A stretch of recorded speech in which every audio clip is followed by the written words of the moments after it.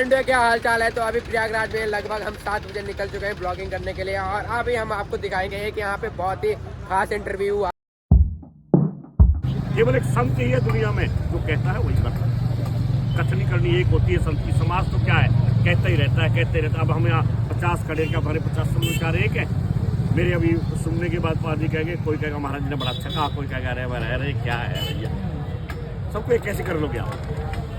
भाग्य सकल बाणी प्रकृति अक्सर शब्द विचार और बाबा ही तैसी भिन्न भिन्न है घूम लियो संसार। एक घर में 4 प्राणी होते हैं ना, वो भी एक से नहीं होते। हाथ में 5 उंगलियां ये भी बराबर नहीं है। ये तो कोई बिरला एक उठता है, उसके पीछे पर उसी प्रकृति के लोग जब उठते चले जाते हैं। महाराज एक सवाल और, पाकिस्तान में हिंदू बंटवारे के समय 22% थे, आज वहाँ 2% बचे हैं और पूरी धरती से हिंदू अपना घर मकान दुकान बिजनेस व्यापार छोड़कर भाग रहा है। अब लोग कह रहे हैं कि भारत से भी भागने का नौबत आएगा, तो क्या आप कहना चाहते हैं कि... एक बात बताइए आप मुझे, आप मेरे से तो प्रश्न पूछ रहे हैं, आपने कभी विचार किया किसने बनाया था भारत पाकिस्तान अलग? और फिर भी आप गद्दी पर हर बार उसी को बिठाते चले आ रहे हैं। क्या होगा फिर जब आप इतना सोच विचार नहीं करेंगे? ये देखिए किसने बनाया था भारत पाकिस्तान, अपनी कुर्सी के लिए किसने बनाया ना। अब फिर तुम बार बार वोट देकर फिर उन्हीं को ले आओगे तो क्या होगा, क्या होगा? ये तो आपको सोचना चाहिए ना कि हम गद्दी पे किसको बिठावें। जब आप गद्दी पे बिठाएंगे ऐसे को है नकारे लोगों को, जब तुम बिठाओगे है जो दिन रात हमारे सनातन की निंदा करते रहे, उसी को तुम वोट दोगे है। मैंने देखा है यहाँ पर राम मंदिर पर गोलियां चली और उसी को फिर मुख्यमंत्री बना दिया, और बात हमसे करते हो फिर आप। महाराज एक बात और, हिंदू आत्मरक्षा क्यों नहीं कर पा रहा है? क्यों नहीं कर पा रहा? कर रहा है आत्मरक्षा, क्यों नहीं कर रहा है? बांग्लादेश से तो भाग रहा है। क्या है, बांग्लादेश से तो इसलिए भाग रहा है जी, क्यों भाग रहा है बांग्लादेश से? इसलिए भाग रहा है बांग्लादेश से क्योंकि देखिए सबसे पहले बांग्लादेश की प्रधानमंत्री कहाँ आई थी? भारत में। शरण लेने कहाँ आई थी? भारत में। अच्छा, शरण कहाँ मिली? 57 मुस्लिम देश है, कहीं शरण मिली नहीं। कहाँ शरण मिली? भारत ने हमेशा सबको शरण दी है। ये शांति प्रिय देश है, ये जो है भारत का देश भारत है। लेकिन अब जो है वो बात पहले वाली नहीं है। लेकिन एक बात का आपको ध्यान रखना पड़ेगा, आप ये भी तो देखो कि हमने शासन पर बैठाना किसको है। हर हर महादेव, जय श्री राम, जय श्री राम। ऐसा कैसे हो सकता है? ये सेकुलर देश है, यहाँ पर एक समुदाय को कैसे बंद किया जाए? सेकुलर देश है नहीं, जबरदस्ती बनाया गया है इमरजेंसी के टाइम में। इमरजेंसी के टाइम में क्या उस समय पास किया गया संसद में था? वहाँ पर सारे तो जेल में पड़े थे। महाराज जी सेकुलर जो संविधान में लगाया गया है वो हटना चाहिए, रहना चाहिए। बिल्कुल हटना चाहिए, बिल्कुल हटना चाहिए। तो इसके लिए आप लोग मांग करेंगे? हाँ बिल्कुल मांग करेंगे। तो महाराज जी फिर कहाँ धर्मनिरपेक्ष रह जाएगा? धर्मनिरपेक्ष कहाँ है? ये तो हिंदू राष्ट्र है। तो फिर महाराज जी गौ जो गाय की मतलब स्थिति है इस समय, आप उस पर क्या कहेंगे? उस पर भी हम कहेंगे गाय की स्थिति इस समय ठीक नहीं है, मोर्चा बंद होनी चाहिए, गौशाला खुलनी चाहिए। इसमें मैं एक बात कहूँगा, घूम फिर के फिर यही आएगी हम पे ही। उन गायों को छोड़ता कौन है? जब तक दूध देती है वो गाय, तब तक तो हम उसका दूध पीते हैं, और जब वो गाय दूध देना बंद कर देती है हम उसकी रस्सी खोल देते हैं, उसे छोड़ देते हैं। किसकी गलती है ये? सही बात है मेरी। वैसे तो हम माता कहेंगे, गौ हमारी माता है, गौ हमारी माता। जब वो दूध नहीं देती फिर उसके डंडा मार देंगे, फिर वो माता कहेंगे। खाली कहने से, मैंने क्या कहा, कहने से काम नहीं चलेगा, काम करने से चलेगा। और मेरे कहने के करने से नहीं चलेगा, सबके करने से चलेगा। इस देश में जितना अधिकार मेरा है इतना अधिकार आपका भी है। भाई जब वोट देने का अधिकार सबको है तो सबका अधिकार है। ये देश तो सबका है। मैं ये नहीं कहता कि ये हिंदुओं का ही है, मुसलमानों का भी है। प्रेम से रहें, प्यार से रहें, मिलके रहें, भाई भाई की तरह रहें, एक परिवार की तरह रहें, तो दिक्कत क्या? हिंदू कभी मुसलमान को सताएगा नहीं, ये याद रखना था। अल्लाह कभी सताया होगा? एक बता कर ये सताते, ये सारे बाहर से आए थे या फिर हमारे में से कुछ बन गए? ये बन गए? कभी सताया हिंदुओं ने आज तक? बता दो। जब भी झगड़े हुए, जब भी कोई भी दंगा हुआ, किसने किए दंगे? किसने किए? महाराज जी मुसलमानों की घर वापसी के लिए कुछ होगा क्या आप लोगों की तरफ से? धर्म परिवर्तन क्या चीज? मुसलमानों की घर वापसी के लिए मतलब धर्म बदल कर वापसी करना चाहते हैं, हम तैयार हैं। तैयार है, स्वागत होगा उनका? स्वागत होगा, बिल्कुल होगा, स्वागत होगा। जय हो।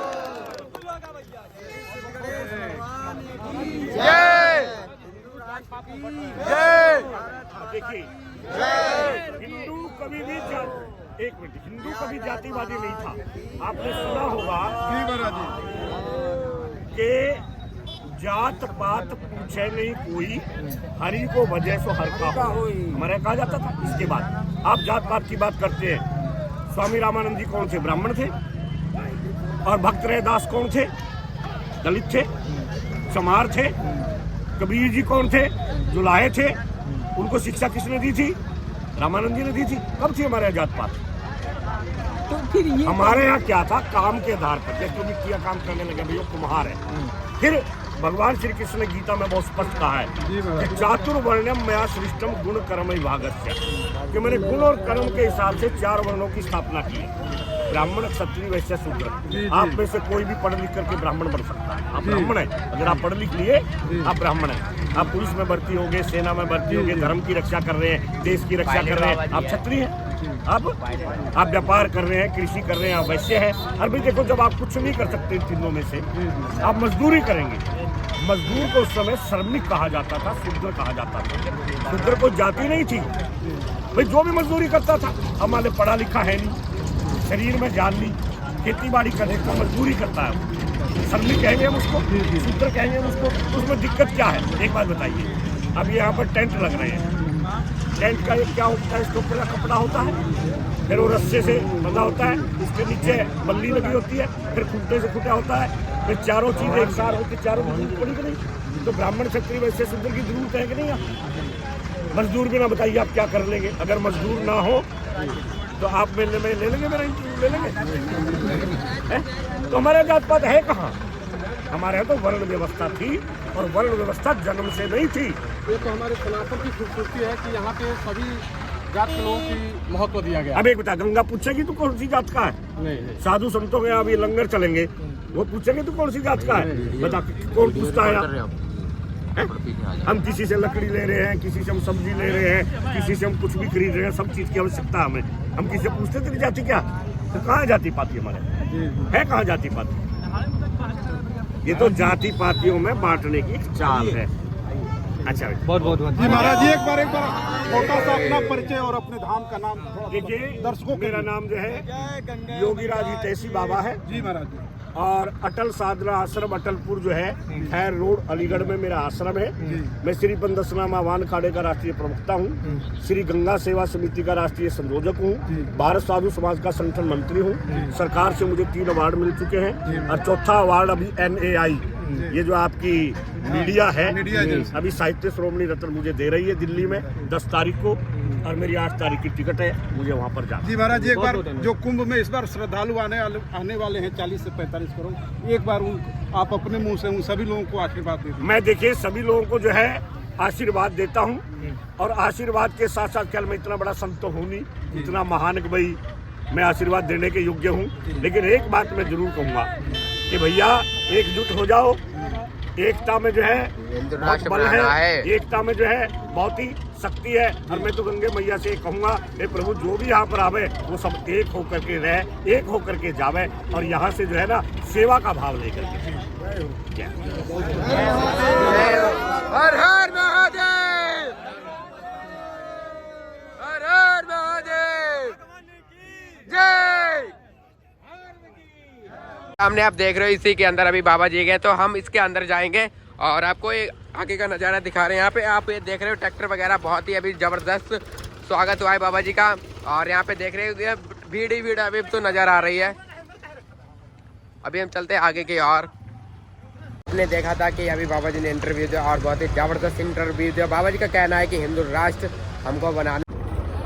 तो इसी आश्रम के अंदर सत्यगिरी महाराज जी आए हैं, जिन्होंने इंटरव्यू दिया था। और यहाँ पे अभी हम आपको दिखाते हैं यहाँ पे क्या चल रहा है। यहाँ पे अभी आप देख रहे हो, तो ये देखो तंबू वगैरह रहने की व्यवस्था है, और यहाँ खाने पीने की व्यवस्था है। यहाँ बहुत सारे श्रद्धालु आए, यहाँ पे जितने भी महात्मा संत वगैरह हैं।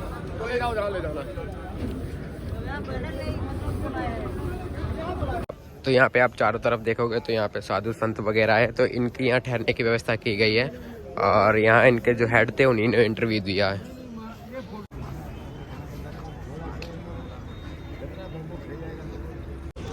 तो यहाँ पे भी जितने साधु संत आते हैं सबके आश्रम अलग अलग हैं। अभी आपने देखा है सत्यगिरी गुरु महाराज का कितना बड़ा आश्रम है। यहाँ पे ना 50,000 से ज़्यादा साधु संत हैं और अभी लगभग इंटरव्यू तो उनका ख़त्म हो गया तो अपने आश्रम में चले गए।